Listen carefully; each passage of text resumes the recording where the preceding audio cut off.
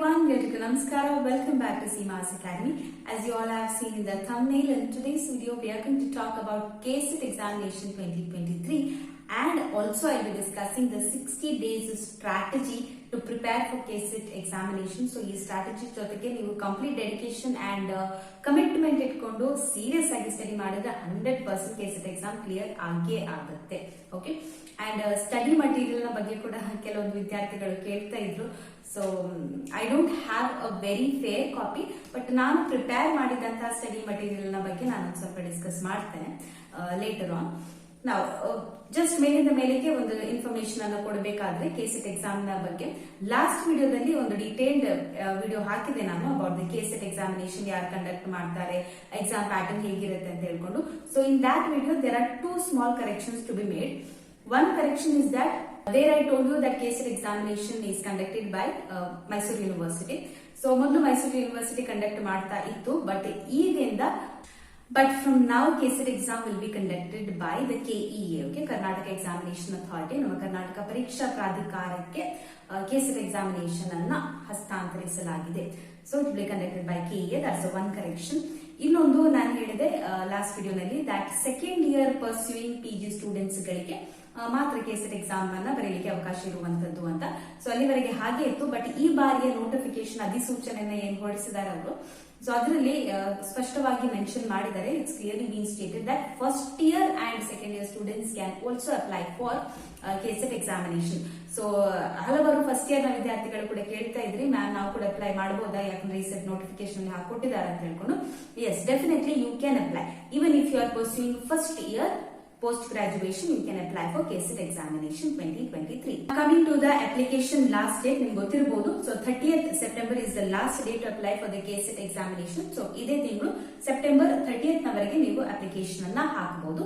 And to pay the fees 3 days extra time ಅನ್ನ ಕೊಟ್ಟಿದ್ದಾರೆ. So 3rd of October ನವರೆಗೆ ನೀವು fees ಅನ್ನ pay ಮಾಡಬಹುದು. Okay, now talking about what is the fees, you all know it, but still ಯಾರಿಗಾದ್ರೂ ಗೊತ್ತಿಲ್ಲದಿದ್ರೆ ನಾನು ಹೇಳ್ತಾ ಇದ್ದೇನೆ. Fees will be 700 rupees for category 1. ಯಾರಲ್ಲಿ category 1 ಅಲ್ಲಿ ಬರ್ತೀರಾ, SC/ST and PWD and trans candidates ಇದ್ರೆ ನಿಮಗೆ 700 rupees will be the fees. And GM ನವರಿಗೆ, that is general merit 2A 2B 3A 3B, ಅವರಿಗೆ 1000 rupees will be the fees. Okay, now talking about the minimum marks.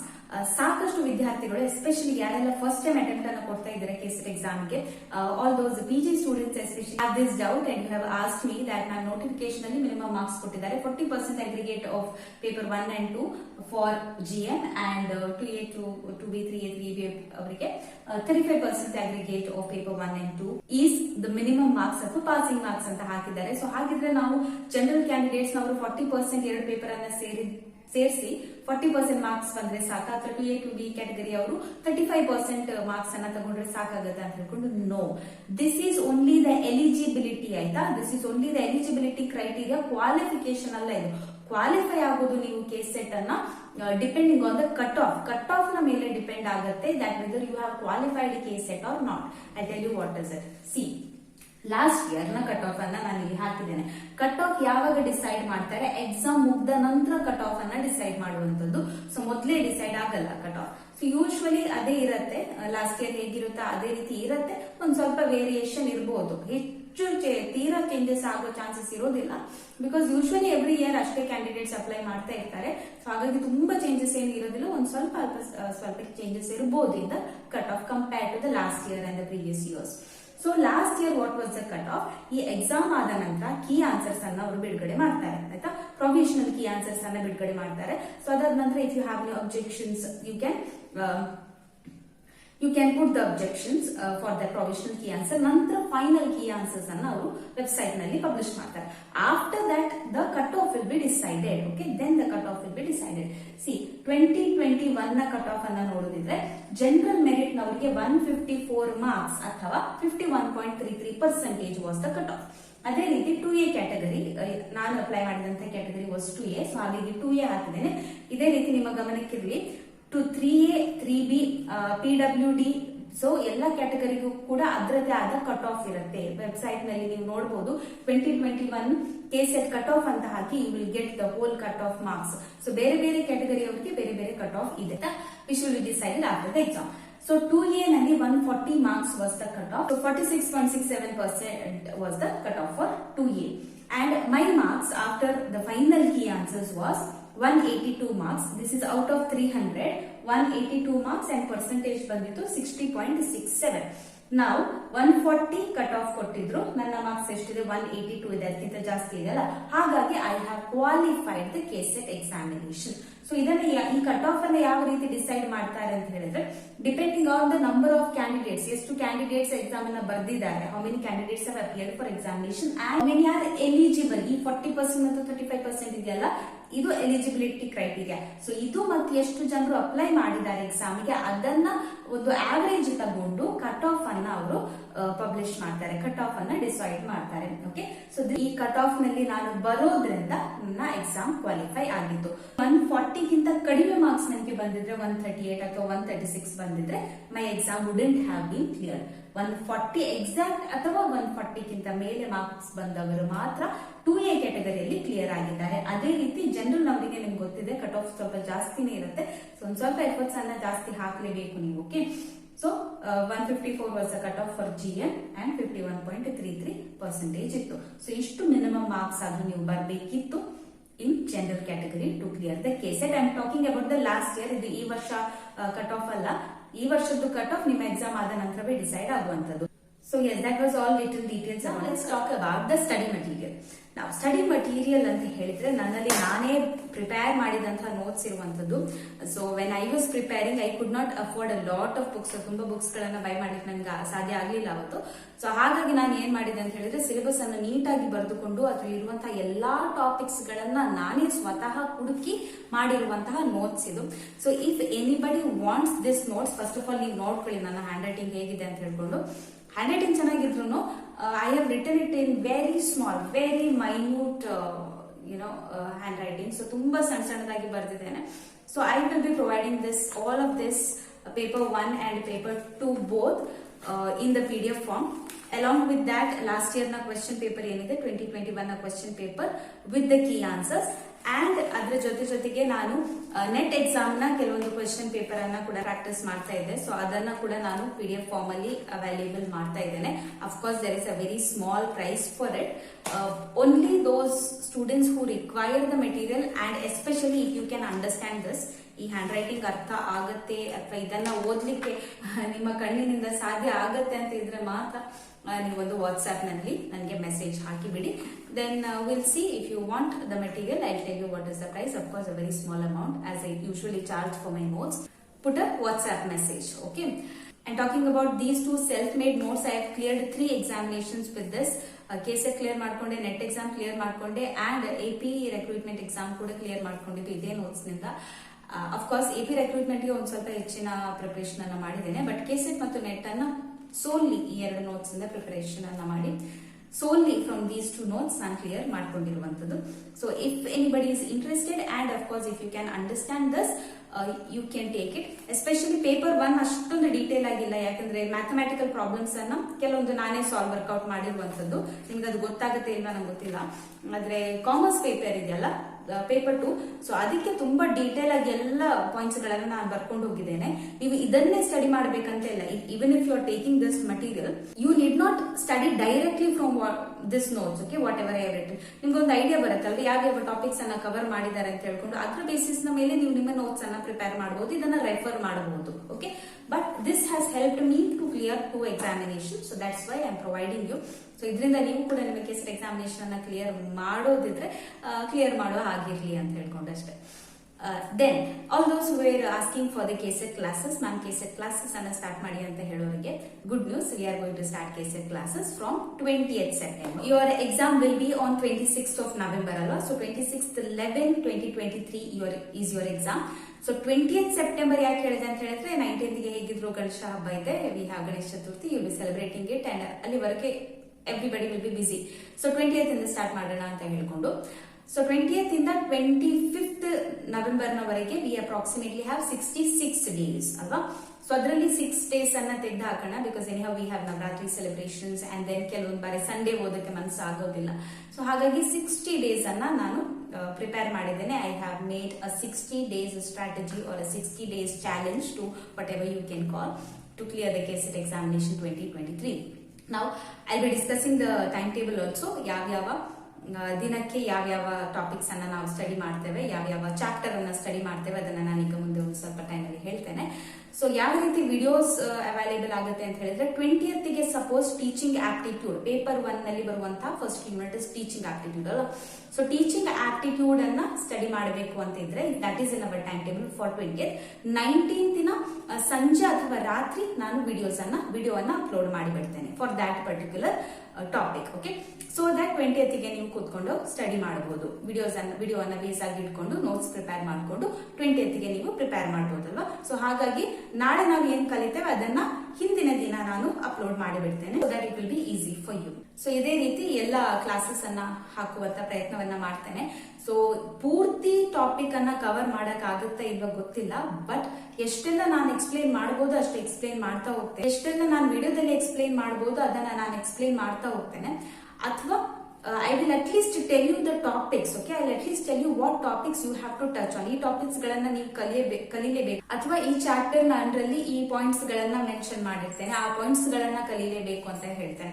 Okay, at least that much I will do in the video. And I will also tell you the source. Okay, ಯಾವ source ನಿಂದ ಈ topics ಅನ್ನ ನೀವು ತಗೊಳ್ಬಹುದು, ಯಾವ material refer ಮಾಡಬೇಕು, ಯಾವ text book ಅಲ್ಲಿ ಈ ಮೆಟೀರಿಯಲ್ ಸಿಗುತ್ತೆ, ಅಥವಾ ಗೂಗಲ್ ಅಲ್ಲಿ ಸಿಗೋತಿದ್ರೆ ಆ ವೆಬ್ಸೈಟ್ ಅನ್ನ ಕೂಡ ನಾನು ತಿಳಿಸಿಬಿಡ್ತೇನೆ. So all that I can do from my side I will be doing, but will start it from 20th September. Okay, so 20th September ಅಂದ್ರೆ 19th September ಈವ್ನಿಂಗ್ ಅಥವಾ ನೈಟ್ ನೊಳಗೆ ಫಸ್ಟ್ ಕ್ಲಾಸ್ ಅನ್ನ ನಾನು release ಮಾಡ್ತೇನೆ. And of course my videos will be only a guidance. Again ನಾನು ಹೇಳಿದ classes detail ಆಗಿ ಮಾಡ್ಲಿಕ್ಕೆ ಸಾಧ್ಯ ಆದ್ರೆ ಮಾಡ್ತೇನೆ. ಆ ಟಾಪಿಕ್ಸ್ ನ ಬಗ್ಗೆ ನನಗೆ ಸಂಪೂರ್ಣ ಜ್ಞಾನ ಇದೆ ಅಂತ ಹೇಳಿದ್ರೆ ಅದನ್ನ ಮಾಡ್ತೇನೆ ನಾನು. But if it is not possible I will guide you. Okay, so videos are going to be a guidance for you, but ನಿಮ್ಮ ಪ್ರಯತ್ನ ನೀವು ಮಾಡಲೇಬೇಕು. Now, for all those students who are in post graduation, ಯಾರೆಲ್ಲ MCOM ನಲ್ಲಿ ಇದ್ದೀರಾ, MBA ನಲ್ಲಿ ಇದ್ದೀರಾ, management ಗೆ ಪ್ರಿಪೇರ್ ಮಾಡುವ ಸ್ಟೂಡೆಂಟ್ಸ್ ಗಳು ಕೂಡ ಇರ್ತೀರಾ.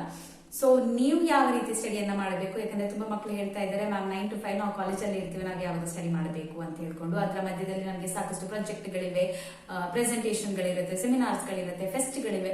So how do we prepare for examination? Now, first of all is that for all those students who are pursuing PG and my colleagues private ಅಲ್ಲಿ ಈಗಷ್ಟೇ ಜಾಯಿನ್ ಮಾಡ್ಕೊಂಡಿರುವವರು ಆಸ್ ಅ ಲೆಕ್ಚರರ್, ನಿಮ್ಗೆ ಕೂಡ time ಅನ್ನ manage ಮಾಡೋದು ಸ್ವಲ್ಪ ಕಷ್ಟ ಅನಿಸಬಹುದು. All that I can say is please make your day and night long. So ನಿಮ್ಮ ದಿನ ಮತ್ತು ರಾತ್ರಿ ಒಂದು ಸ್ವಲ್ಪ ದೊಡ್ಡದಾಗಿಸ್ಕೊಳ್ಳಿ, which means wake up at 4 o'clock and sleep a little late. 11 ಅಥವಾ 12 ಮ್ಯಾಕ್ಸಿಮಮ್ ಸಾಕಾಗುತ್ತೆ. ಅದಕ್ಕಿಂತ ಹೆಚ್ಚು ನಿದ್ದೆಗೆಡಿಸಿ ಸ್ಟಡಿ ಮಾಡುವಂತ ಅವಶ್ಯಕತೆ ಏನಿರಲ್ಲ. 4 o'clock or 11 or 12 at night. Okay, so at least that much sacrifice you have to do only for 60 days. It's a matter of 60 days only ಅಲ್ವಾ. So ಬೆಳಿಗ್ಗೆ ಒಂದ್ ಸ್ವಲ್ಪ ಬೇಗ ಎದ್ದೇಳಿ, ರಾತ್ರಿ ಒಂದ್ ಸ್ವಲ್ಪ ಲೇಟ್ ಮಲಗಿ, ಕಂಪ್ಲೀಟ್ ಯುವರ್ ಸ್ಟಡಿ. ಆ ದಿನದ್ದು ಏನ್ ಟಾಪಿಕ್ಸ್ ನಾನು ಹೇಳ್ಕೊಡ್ತೇನೆ, ಆ ಯಾವ ಟಾಪಿಕ್ಸ್ ಅನ್ನು ನೀವು ಇವತ್ತು ಸ್ಟಡಿ ಮಾಡ್ಲೇಬೇಕು ಅಂತ ಹೇಳ್ತೇನೆ, ಅದರಲ್ಲಿ ಯಾವುದೇ ಕಾಂಪ್ರಮೈಸ್ ಅನ್ನ ನೀವು ಮಾಡ್ಲಿಕ್ಕಿಲ್ಲ. ಅಷ್ಟು ಎಲ್ಲ ಟಾಪಿಕ್ಸ್ ಅನ್ನ ನೀವು ಕವರ್ ಮಾಡಿಯೇ ಮಲಗಬೇಕು. ಓಕೆ, ಅದನ್ನ ಒಂದು ನಿಮ್ಮ ಸಬ್ ಕಾನ್ಶಿಯಸ್ ಮೈಂಡ್ ನಲ್ಲಿ feed ಮಾಡಿಟ್ಕೊಳ್ಳಿ.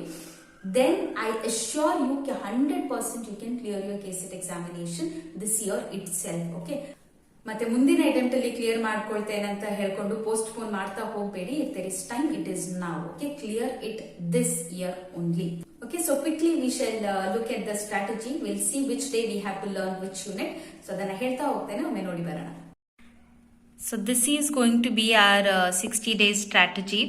So this is the timetable. 20th September we'll start with teaching aptitude. Okay, so 3 days we'll start with teaching aptitude because many questions will be asked from teaching aptitude. It's a very important unit, paper 1 inda. Nantra 23rd inda we'll start with research aptitude for 3 days. Then 26th ಗೆ comprehension ಅಲ್ಲಿ passage ಮಾತ್ರ ಇರುತ್ತೆ. So ಒಂದು passage ಕೊಟ್ಟಿರ್ತಾರೆ, 5 questions ಅನ್ನು ಕೊಟ್ಟಿರ್ತಾರೆ. You have to answer based on the passage. So English ಅಲ್ಲೆಲ್ಲ ನೀವು ಮಾಡಿರ್ತೀರಾ, so we don't require much days for this. Then communication 2 days I have kept for communication. Then logical reasoning. So ಇಲ್ಲಿ maths ನ ಕೆಲವೊಂದು problem ಎಲ್ಲ ಬರುತ್ತೆ. So I don't know how much justice I can make to logical reasoning, but ಎಷ್ಟು problems ಅನ್ನ ನನ್ನಿಂದ solve ಮಾಡೋಕ್ಕಾಗುತ್ತೆ ಅಷ್ಟು ನಾನು ಮಾಡ್ತೇನೆ. Okay, then data interpretation. 1 day will be enough for that, data interpretation. Then ICT, information and communication technology ಗೆ 2 ದಿನ ಇಟ್ಟಿದ್ದೇನೆ. People development and environment ಗೆ 2 ದಿನ ಇಟ್ಟಿದ್ದೇನೆ. And higher education system, which is our last chapter in paper 1. For that I have kept 2 days. Then paper 2 for our commerce, first unit that is business environment and IBE. So ಎಲ್ಲ ಯೂನಿಟ್ಗೂ ಕೂಡ 3 days ಅನ್ನ ಹಾಕಿದ್ದೇನೆ. So here we have 3 days. Then we'll start with accounting and auditing. So accounting ಅಲ್ಲಿ ಕೂಡ accounting problems ಅನ್ನ ಮಾಡೋದು ಕಷ್ಟ ಅನಿಸ್ಬೋದು, but auditing part I'll complete. Okay, but ಯಾವ ಪ್ರಾಬ್ಲಮ್ಸ್ ಅನ್ನ ನೀವು ನೋಡ್ಕೊಂಡು ಹೋಗಬೇಕು ಅದನ್ನ ನಾನು ನಿಮಗೆ ವಿಡಿಯೋಸ್ ದಲ್ಲಿ ಹೇಳ್ತೇನೆ. Then business economics I've kept 3 days. Then business finance 3 days. Then business stat and research method 3 days. Then again business management and HRM 3 days.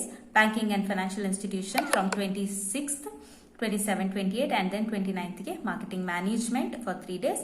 Then legal aspects of business from November 1 to 3 and last unit that is income tax and corporate tax 3 days. ಇನ್ನು ಉಳಿದ ದಿನಗಳಲ್ಲಿ ನಾವು ಏನ್ ಮಾಡ್ತೇವೆ ಅಂತ ಹೇಳಿದ್ರೆ will B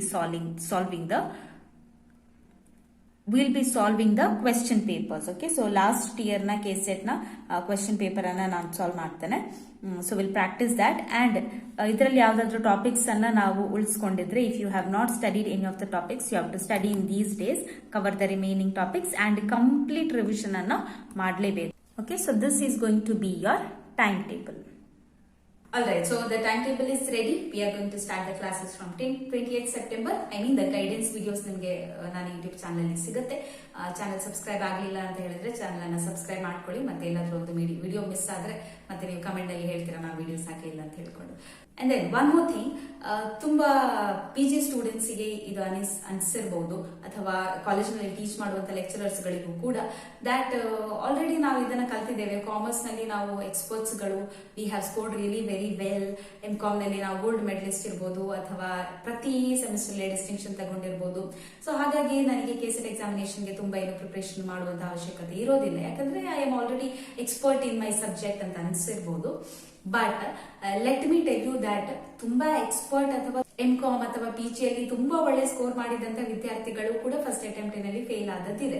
ನಾನೇ ನನ್ನ ಎಕ್ಸಾಂಪಲ್ ಅನ್ನೇ ನಾನು ಹೇಳ್ತೇನೆ. ನಾನು ಲಾಸ್ಟ್ ವಿಡಿಯೋದಲ್ಲಿ ಕೂಡ ಹೇಳಿದ್ದೇನೆ, ಸಾಕಷ್ಟು ಬಾರಿ ವಿಡಿಯೋಸ್ ಅಲ್ಲಿ ಹೇಳ್ತಾ ಕೂಡ ಇರ್ತೇನೆ, ದಟ್ ಓವರ್ ಕಾನ್ಫಿಡೆನ್ಸ್ ಅನ್ನ ಯಾವತ್ತೂ ಕೂಡ ಇಟ್ಕೊಳ್ಬೇಡಿ ಆಯ್ತಾ. ನಾನು ಕೂಡ ಹಾಗೆ ನನ್ನ MCom ನಲ್ಲಿ, ಡಿಗ್ರಿಯಲ್ಲಿ ಎಲ್ಲ ಸೆಮಿಸ್ಟರ್ ಗಳಲ್ಲೂ ಕೂಡ ಡಿಸ್ಟಿಂಕ್ಷನ್ ತೆಗಿತಾ ಇದೆ. ಹಾಗಾಗಿ ಈ ಕೆಸೆಟ್ ಮತ್ತು ನೆಟ್ ಎಕ್ಸಾಮ್ಸ್ ಗಳು ಕೂಡ ತುಂಬಾ ಈಸಿಯಾಗಿ ಕ್ಲಿಯರ್ ಮಾಡ್ಕೊಳ್ಬಹುದು ಅಂತ ಹೇಳ್ಕೊಂಡು ಫಸ್ಟ್ ನಾನು ಅಟೆಂಪ್ಟ್ ಮಾಡಿದ್ದು ನೆಟ್ ಎಕ್ಸಾಮ್. ಕೆಸೆಟ್ ಬರ್ದಿರ್ಲಿಲ್ಲ ಅಷ್ಟೊತ್ತಿಗೆ. ಸೊ ನೆಟ್ ಎಕ್ಸಾಮ್ ಅನ್ನ 2 ಬಾರಿ ಅಟೆಂಪ್ಟ್ ಮಾಡಿ 2 ಬಾರಿ ಕೂಡ ಫೇಲ್ ಆಗಿತ್ತು. ನಾನು very shamelessly I am saying this, but despite of being a very good academician, distinction student, a college topper, I failed 2 times in NET. ಏನೋ ಕಾರಣ ಏನ್ ಗೊತ್ತಾ?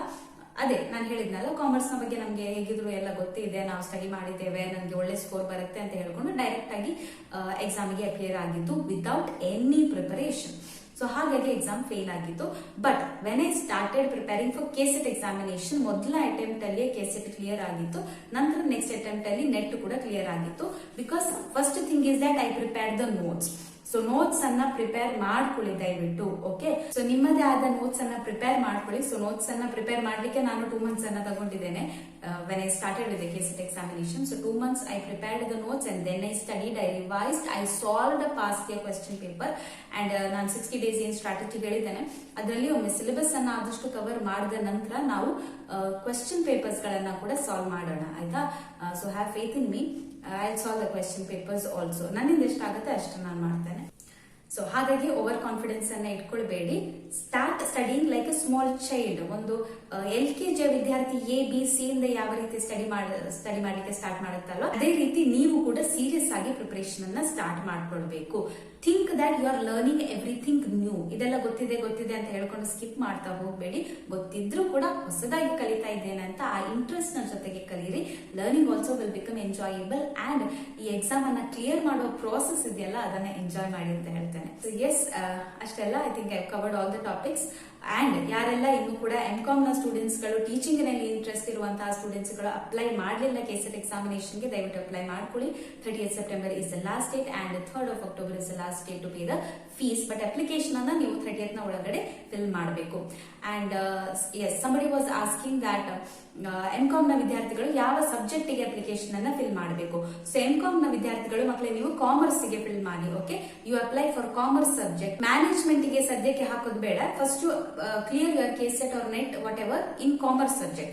Then if you have cleared your commerce subject, then you can apply for management also next time. But MBA ವಿದ್ಯಾರ್ಥಿಗಳು management ಗೆ apply ಮಾಡಿ, ಯಾಕಂದ್ರೆ ಇದು ಮುಂದೆ ಜಾಬ್ ಪ್ರೋಸೆಸ್ ಗೆ ಎಸ್ಪೆಷಲಿ ಗವರ್ಮೆಂಟ್ ರಿಕ್ರೂಟ್ಮೆಂಟ್ಸ್ ಎಲ್ಲ ನಡೆಯುವಾಗ ಸೊ ಅಲ್ಲಿ ಮತ್ತೆ ನಿಮ್ಗೆ ಕ್ಲಾಶಸ್ ಆಗುವ ಸಾಧ್ಯತೆಗಳಿರುತ್ತೆ. ಸೊ ಹಾಗಾಗಿ MCOM ನ ವಿದ್ಯಾರ್ಥಿಗಳು ಕಾಮರ್ಸ್ ನಲ್ಲಿ ಕೆಸೆಟ್ ಅನ್ನ ಮೊದಲು ಕ್ಲಿಯರ್ ಮಾಡ್ಕೊಳ್ಳಿ. MBA ನ ವಿದ್ಯಾರ್ಥಿಗಳು all the MBA students you clear your examination in management. Okay, so yes, that was all for today's video. I hope the video was useful and helpful, and ಅದೇ ರೀತಿ ಮುಂದೆ ಬರುವಂತಹ KSET ನ classes ಗಳು ಕೂಡ ನಿಮಗೆ ಯೂಸ್ಫುಲ್ ಆಗಲಿ ಅಂತ ಭಾವಿಸ್ತೇನೆ. And if any of your friends are also applying for KCET examination, please also do share this video with them. That's all for today's video. Thank you so much for watching. I'll see you in the first KCET class on 19th of September. Till then, take care. Bye. Namaste.